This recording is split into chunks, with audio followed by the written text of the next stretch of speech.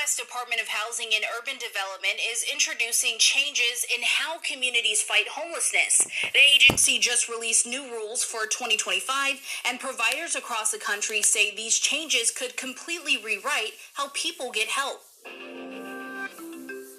The Continuum of Care program is the main federal funding stream communities use to respond to homelessness. It runs on about $3.5 billion a year and supports hundreds of thousands of people nationwide.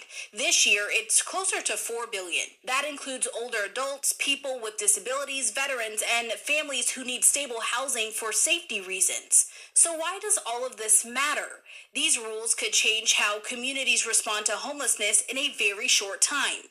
For years, communities could count on most of their funding being safe. About 90% was locked in. Now, only 30% is guaranteed. That means 70% of the money communities use to keep people housed is suddenly up for competition. If a community loses points in scoring, they could lose critical programs.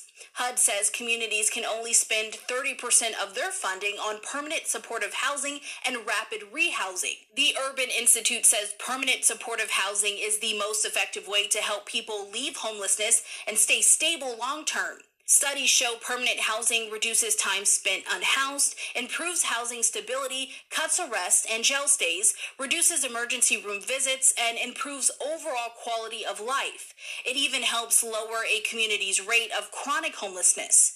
In comparison, the Urban Institute says transitional housing does not show the same results. People get into housing at a slower rate, are less likely to remain housed, and still rely on public assistance. There is no evidence that transitional housing reduces homelessness or successfully houses people facing long-term or repeated homelessness. HUD's own documents show how big the drop is. Nearly 87% of next year's funding was set to support permanent housing, but under these new rules, it is capped at just 30%. A HUD briefing says about 170,000 people could be at risk of losing housing because of these cuts. Another big shift is that almost every program has to compete. Youth housing projects and domestic violence programs that once had extra protections no longer do.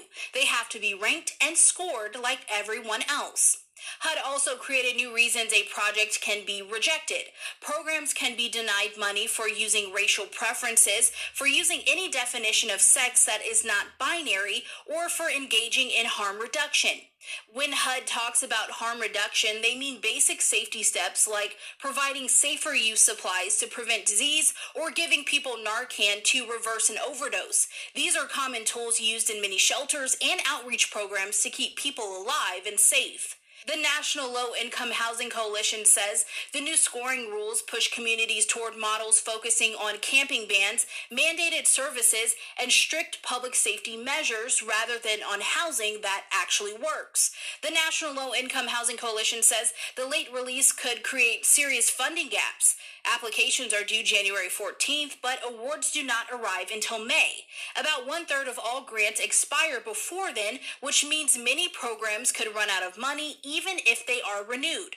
That could lead to service cuts, temporary shutdowns, and more people losing housing as funding lapses. HUD is also shifting priorities. Projects requiring services, offering treatment on site, or partnering with law enforcement get more points.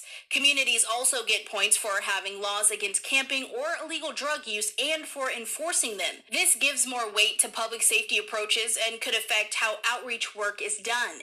New rules change what programs even look like. Transitional housing must offer 40 hours of services a week. Rapid rehousing must require services and show job gains. New supportive housing must focus on older adults or people with physical disabilities and also require participation in services. The scoring system is different too.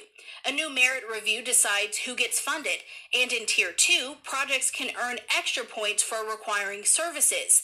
That means voluntary support models that have been standard for years may start with fewer points. HUD also expanded its risk review. Now it can deny funding based on media reports, findings from the Inspector General, or public complaints. For Straight Arrow News, I'm Kaylee Carey. Read the full story right now on SAN.com or download the Straight Arrow News mobile app today.